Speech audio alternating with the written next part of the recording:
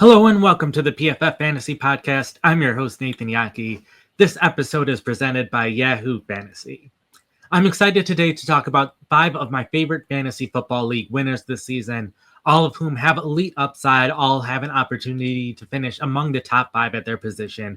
But before we get started, if you haven't subscribed yet, it would be a huge help to us, and it would help make sure that you don't miss an episode as we gear up for the busy fantasy football season this year. Now, our first league winner this year is Brian Thomas Jr., a wide receiver of the Jacksonville Jaguars. Thomas gained at least 13 PPR points in each of his final 7 games last season, averaging 21.5 points during that stretch, which was third best among wide receivers, only behind Jamar Chase and Puka Nacua. He played at least 84% of his snaps over that stretch outside of one game, so he was very consistently on the field.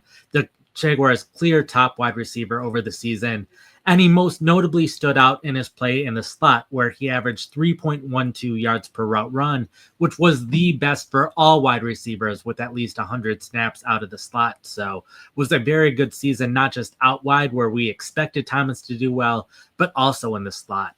And the big reason for optimism this year and why we can expect him to take an even bigger jump is because Liam Cohen is his new head coach, and Cohen has had a lot of success with slot receivers in his time in the NFL. Going back to 2022, Cooper Kupp, who only played 9 games that season, averaged 22.4 fantasy points per game, which was the best among wide receivers that year. So Kupp was their top slot receiver, playing over 50% of his snaps in the slot. And then similarly, in 2024, it was Chris Godwin who was their slot receiver for the Tampa Bay Buccaneers. Only played 7 games that season, but he averaged 19.7 PPR points per game out of the slot, playing over 60% of his snaps there. And Thomas, there's already been quotes out of Cohen where he's going to play more in the slot this season, and it's pretty clear based on the other wide receivers Jacksonville has with Dyami Brown, who's a clear outside receiver, and Travis Hunter, who primarily played on the outside in college. Both of them should be on the outside in most 3 wide receiver sets, allowing Thomas to play in the slot where he was playing at his best. So he has a chance to have an excellent season, and he should be drafted in the mid to late parts of the first round in your fantasy drafts this year.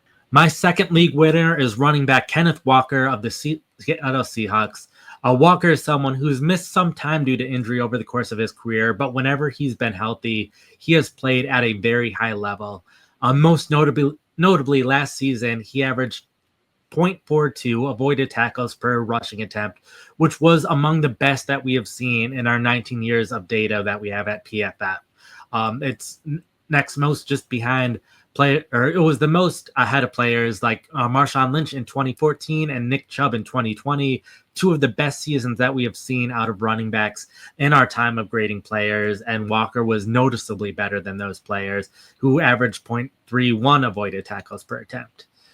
A big significant difference that we saw from Walker from 2024 to 2023 is he started to get used in the passing game more often. We saw him particularly play more in the 2-minute drill, where he really wasn't playing much at all in 2023 and was playing significantly in 2024, leading all running backs in receptions with 15, leading to 92 yards. So getting a lot of those PPR points as a receiver in those 2-minute drills last year. And the big reason to be optimistic about Walker this year is the addition of Klint Kubiak as their new offensive coordinator. Kubiak has been a coach for a lot of different teams recently, and he has consistently had a focus on the run game, has had a focus on throwing the ball to running backs, and has been a big proponent of zone run plays. Kubiak, that's run in his family where they've run a lot of zone run plays, and each of his last 4 stops, his team has been among the top 7 in terms of zone run rate. And Walker is someone who has been more effective on zone runs, averaging 4.4 yards per carry over the past 3 years compared to 4.0 on gap runs. And his backup, Zach Charbonnet, has been the opposite. Charbonnet has been better on gap runs, less good on zone runs. So we should expect Kubiak to focus his offense on Kenneth Walker in both the run and pass game. So as long as he stays healthy, he should have a huge fantasy season. And even if he does miss some games due to injury, he should still be a potential top 10 fantasy running backs for the games that he is healthy. Before I move on to the next 3 players, I want to let you know that This year, John and I are playing Yahoo Fantasy, and you should too, whether you're a first-timer or a veteran making your millionth league.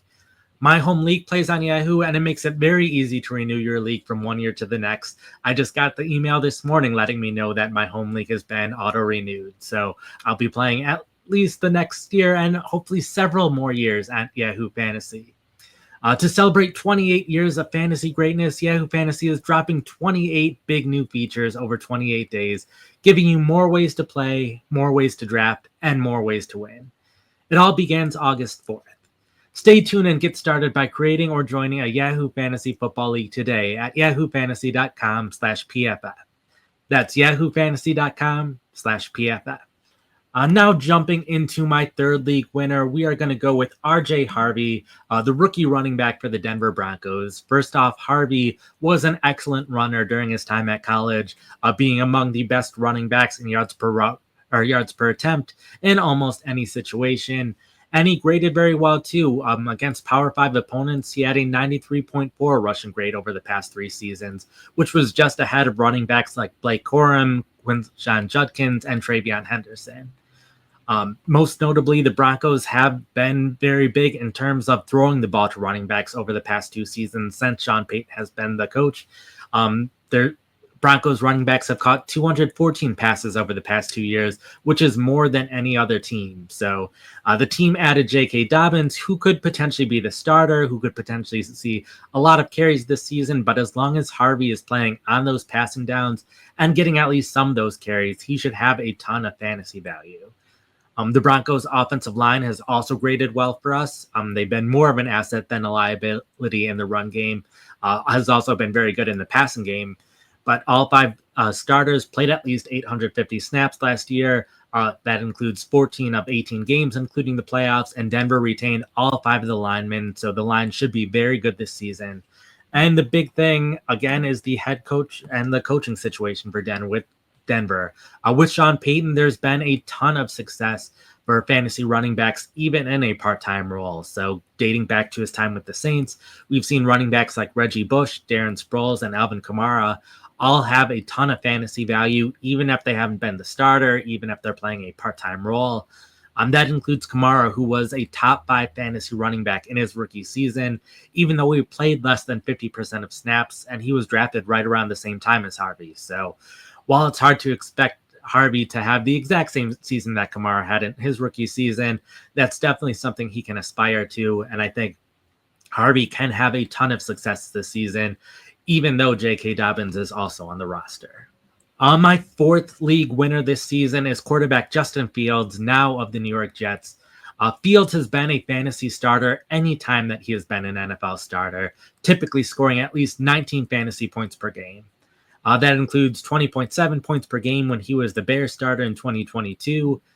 Early in the 2023 season, he was averaging 21 fantasy points per game, dealt with some injuries in the middle of the year, but then from weeks 11 to the end of the season was averaging 20 fantasy points per game. And then finally, during his few starts with the Pittsburgh Steelers in 2024, was averaging 19 fantasy points per game then. So that has consistently been good enough to rank among the top 10 fantasy quarterbacks. Now with the Jets, he is making enough money where he should be the clear starter this season. There shouldn't be any worry of him getting benched like he was last year with the Pittsburgh Steelers. So we can expect him to be the starter. And we know that he has gotten a ton of his fantasy production from running the ball. Over the past 3 seasons, 3.4 scrambles per game, 31 scramble yards per game, and a scramble touchdown every 4 games. So he did that despite a couple of the games last year where he was a backup and barely playing, and that influencing his per game statistics. And a big reason for optimism for Fields this year is the potential for the Jets to use him in tush-push situations. The Jets were one of the teams that voted for the tush-push to remain, potentially because they knew they wanted Fields to be used in those situations. Fields only has 4 carries in his career from the 1-yard line, converting 2 of them to touchdowns. So if they start using the tush-push and getting Fields more rushing touchdowns, that'll be the difference between Fields being a top 10 fantasy quarterback this season and Fields being a top 5 fantasy quarterback this season. My final league winner of the day is Tucker Kraft, tight end of the Green Bay Packers.